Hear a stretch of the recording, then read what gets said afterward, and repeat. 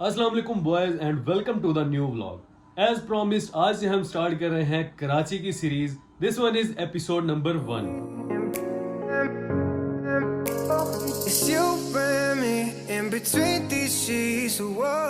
तो सुबह के 9 हो गए हैं। आज काफी सारे काम पेंडिंग हैं, लेकिन सबसे पहले हम स्टार्ट करेंगे पैकिंग से।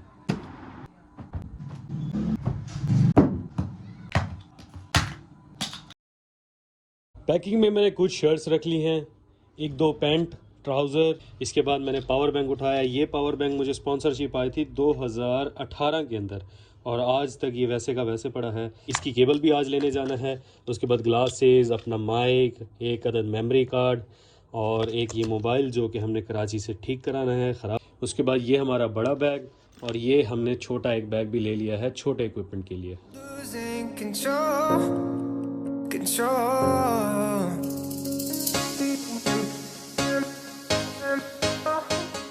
इतनी पैकिंग मेरे ख्याल से काफ़ी रहेगी, लेकिन आज का जो सबसे इंपॉर्टेंट काम है जो हमने बाहर जाके करना है वो ये है कि नोकिया 2700 क्लासिक मेरे पहले मोबाइल से लेके आज तक 11 प्रो है मेरे पास अब।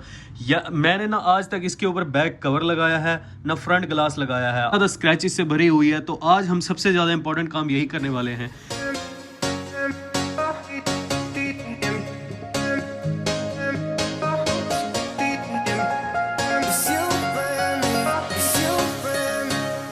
अच्छा बॉयज, जज मत करना कि नहाने गया है वापस आया है कपड़े वही पहने हुए हैं। आपको एक बात बताना भूल गया था कि मेरे सिटी से कराची तक का जो सफ़र है वो है 14 घंटे का। मतलब आज रात को मैं 8 बजे अगर बैठ रहा हूँ फैसल मोर की बस पे कराची के लिए, तो मैं कल सुबह 10 बजे वो मुझे जाके उतारेगी।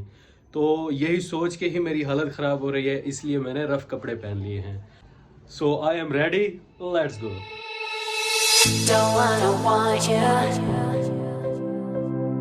Why do I want you back?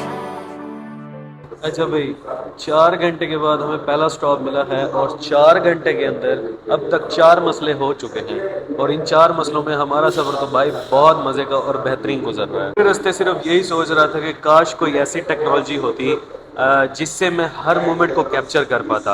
Her moment capture करने का मतलब है कि कैमरा की जो बैटरी है और इसका मेमोरी है वो फुल ही ना होता और मैं हमेशा कैमरा को रिकॉर्डिंग मोड पे ही रखता ताकि आपको उसी मोमेंट वो चीज़ दिखाई जा सकती। लेकिन अब ऐसा तो पॉसिबल नहीं है। अच्छा, सबसे पहला जो मसला हुआ है वो टर्मिनल पे अभी गाड़ी चली ही नहीं तब हुआ है। एक सीट थी 10 नंबर, वो 2 बंदों को सेल हुई थी।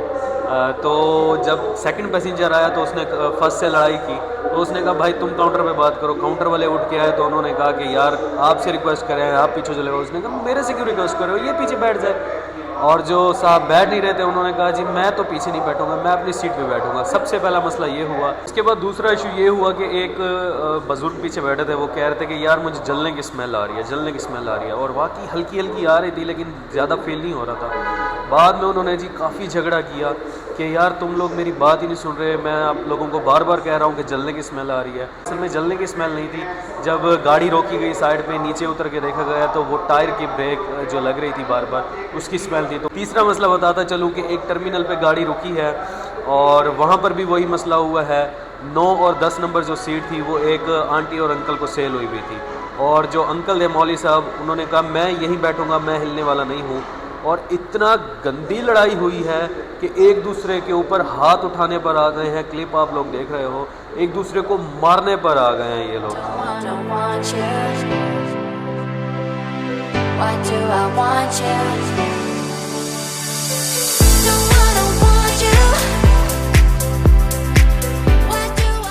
सबसे पहले तो अपनी शर्म को रख रहे हैं साइड पर।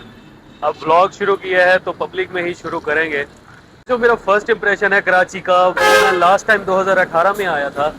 पहले से मेरा फर्स्ट इंप्रेशन बेहतर हुआ है क्योंकि कराची पहले से ज़्यादा मुझे थोड़ा साफ नज़र आ रहा है। अच्छा, सेकंड एंड मोस्ट इम्पोर्टेंट चीज़ जो मेरे लिए है वो ये है कि मैं सुबह सुबह उठूँ और चीज़ों का एक्सप्लोर। 10 हो गए हैं और पूरे रास्ते में कराची में मैंने अभी तक एक भी शॉप ओपन नहीं देखी।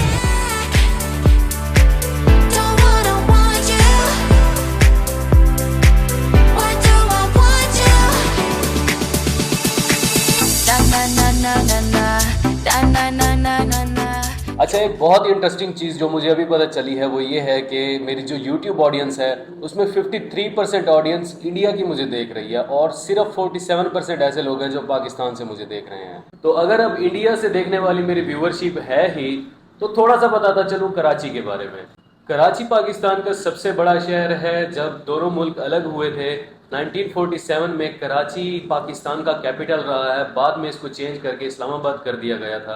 इसके अलावा 1947 से लेकर 1953 तक जितने भी माइग्रेंट पाकिस्तान आए हैं उनमें से 90% आबादी इधर ही कराची में आबाद हैं। ये नंबर आगे पीछे और गलत भी हो सकते हैं, तो उसके लिए मैं पहले ही सॉरी कर दूंगा।